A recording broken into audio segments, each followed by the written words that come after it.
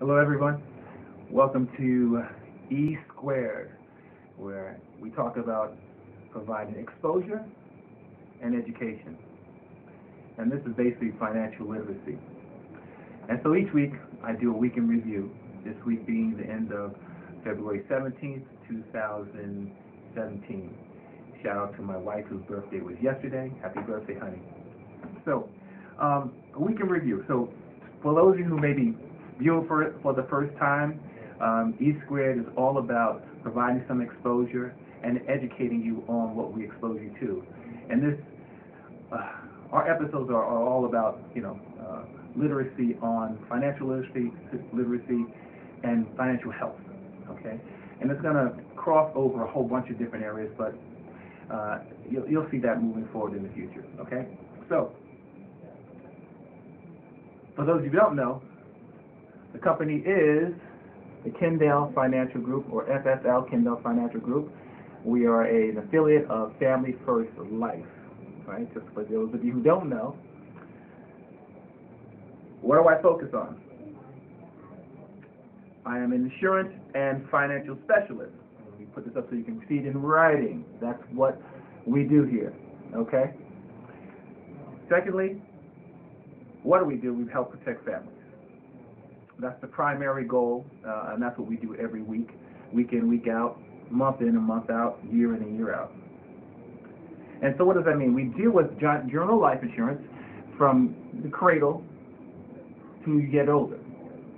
Some people don't realize that you need to be protecting yourself all through your life and also planning for the future as a result of that. We do have specialty programs. We deal with what we call guaranteed lifetime income programs for retirement and tax-free income for retirement as well. We also have a little niche here where we help folks put together what we call tax-free educational funds.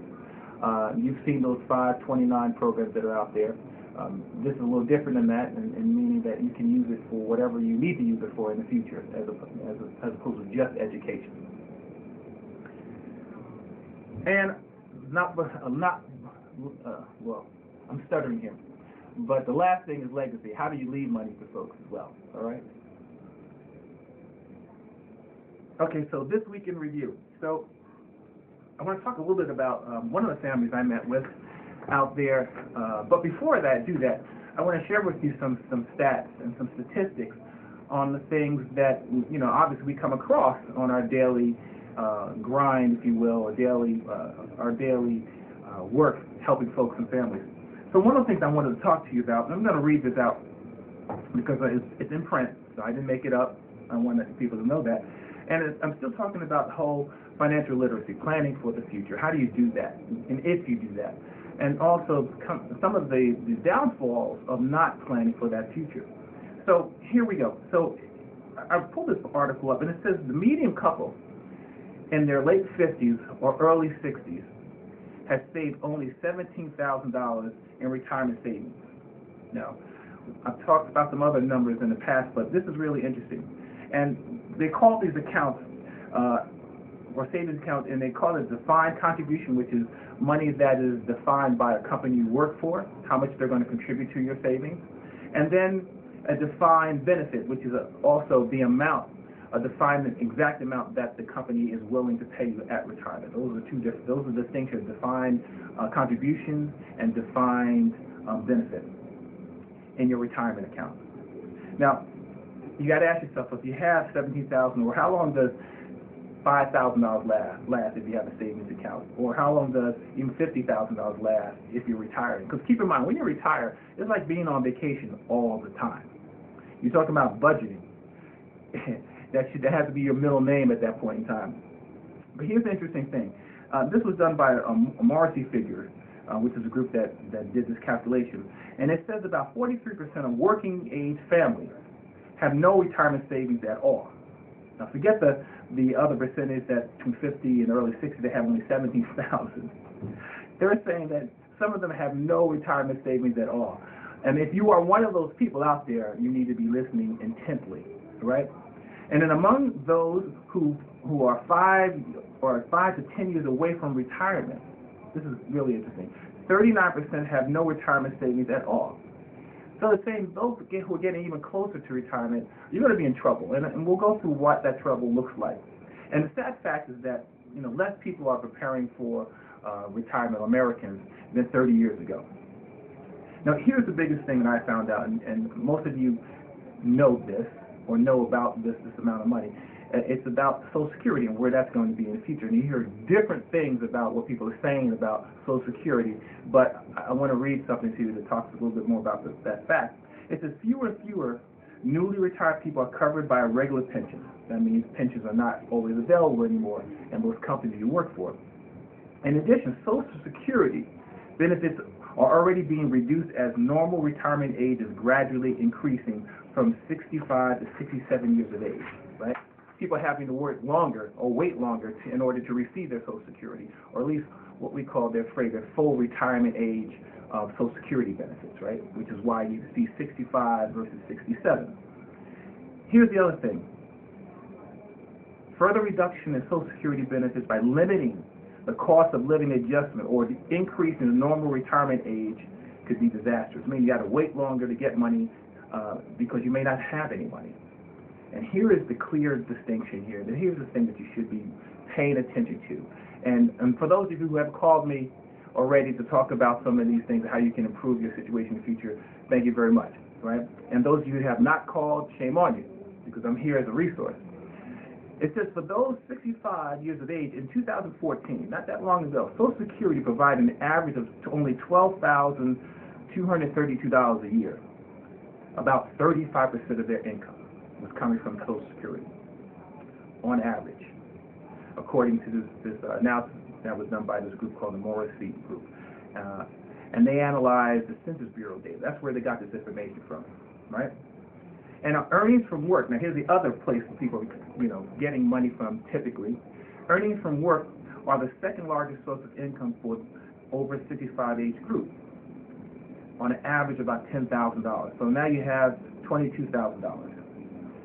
And then income and assets, those are things like stocks and bonds. If you have those things, also keep in mind that's if the stock is where you want it to be when you retire, right? We have this thing called sequence of returns.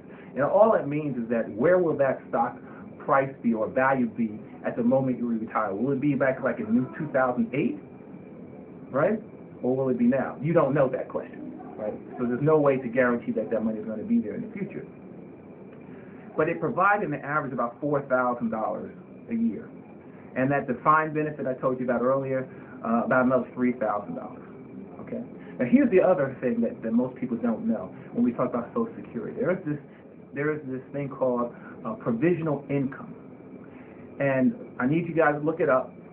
And if you look it up and then you call me, I can help you figure out how to calculate that. But provisional income is just the way they tax your Social Security. So if you're making additional income, that provisional income, there is a tax formula that goes against that Social Security amount of money that you make. Yes, they do tax your Social Security money if you make a certain amount of money. Now, most people don't know what that is, right? So you can't adequately plan for your future or your budget if you don't know these little things that are out there that's going to affect your money on an annual basis, or even weekly basis, if you will. And then surprisingly, those of you with the 401ks out there, IRAs provide less than $1,000 per year on average. And this says even the top 20% earners were only receiving $3,000 a year from their 401k. Not much contribute to their retirement plan. In other words, you're going to have a challenge. Now, those of you who have the nice cars and the beautiful homes that you've lived in for a long period of time, there's the other statistic I read that it said that most people, on average in America, Americans, are only going to have close to 60% of their income when they retire. They suggest 70%. But just imagine this for a moment. You've been living off of 100% of income, and maybe you're just making it. And now, at retirement, you're only going to have 60% of income. Some people might not even have that. That large majority of money may just come from Social Security. And you've heard Social Security may be on average $12,000 a year. You got to ask yourself, can I live that way, right? Can I live well?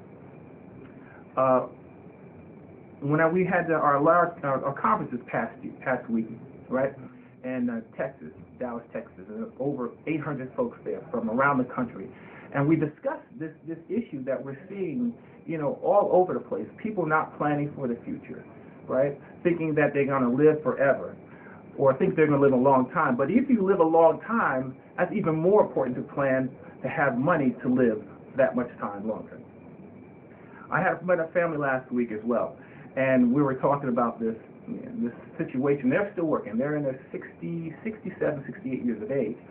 And we were talking about, what they were going to do upon retirement. Now, they have not retired yet. They're still working.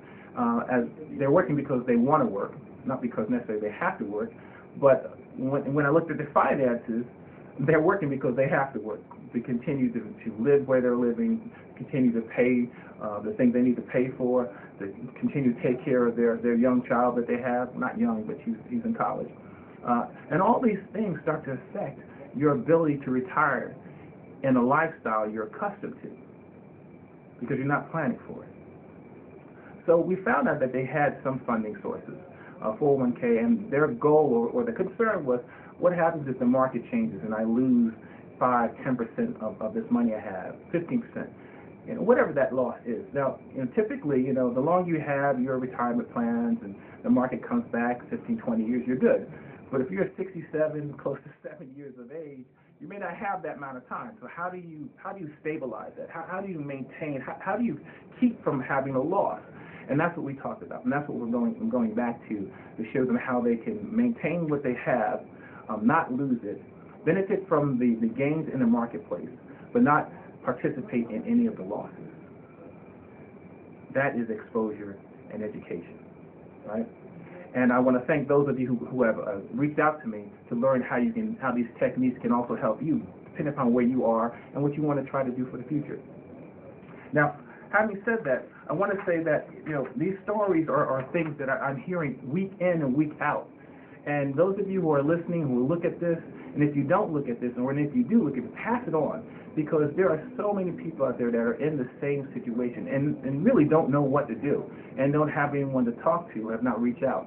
Reach out to me. At a minimum, I can provide some insight on some of the alternatives that may be available to you for retirement, planning for your future, and so forth. You don't want to have that burden passed on to your children. Now that you've raised them, they're prosperous, now they have to take care of mom and dad, right?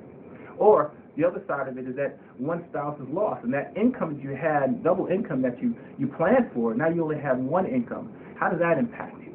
Most people don't think about that. So these are the things that we look at here at FFL Kindell Financial Group. How do you take everything in consideration and plan accordingly? So those of you who don't know, I am having an upcoming seminar this week or next week, and I will show you that again so you can write it down. And it's going to be on February 23rd, Thursday, this Thursday coming up, and it's going to be held here. You can see this on the close-up here. It's going to be held at the West Orange Courtyard Marriott from 7 to 8:45, and we'll talk a little bit about the strategy, if you will, for moving forward, or how to plan accordingly for your retirement, or I like to think of it as your lifestyle in the future. Retirement is just a name. It's really about the lifestyle you want to continue to have. And what does that look like? And if you haven't sat down and started evaluating what is the lifestyle you want to have, don't wait. Come out on February 23rd, Thursday at 7 p.m. to 8:45. It's a free event, it's a community event, and I'll be there talking about some of the strategies that I've helped so many people throughout the country put together in planning their future. As I told you before, one of my biggest goals is I want to help 1,000+ new clients this year with these strategies. Tell them how to protect themselves and their families. So those of you who are listening, please share the video with friends, with people you care about, if you care about them, right? Share this out, share this to folks, and you'll be the catalyst and the reason why I'm able to help as many people as I plan to help, which is 1,000 people. And as I said, I'm not going to be able to do this by myself, so I'm looking to hire my 20 new agents this year to help me around the country provide this insight and understanding, or exposure and education on how you make this happen for yourself. In closing, I want to show you, you can reach out to me.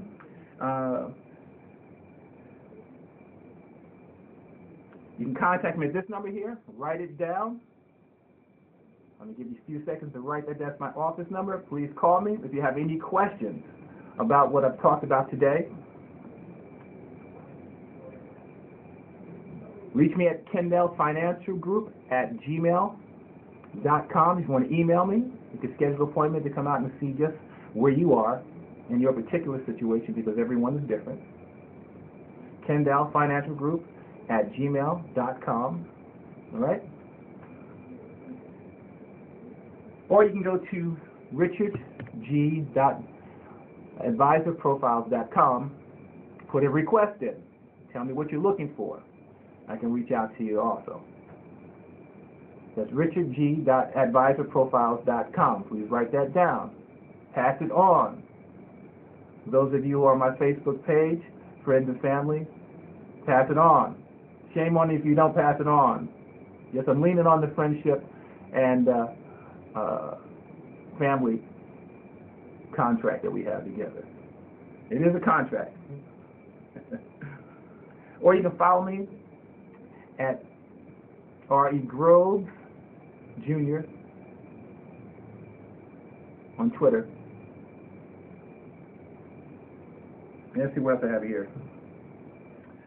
Facebook, of course, right? And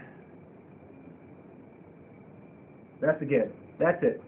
So again, this is sponsored by FSL Kendell Financial Group. Thank you guys for listening. Please mark your calendar next week, free event on February 23rd, Thursday, 7 o'clock. Take care. Reach out to me. God bless you.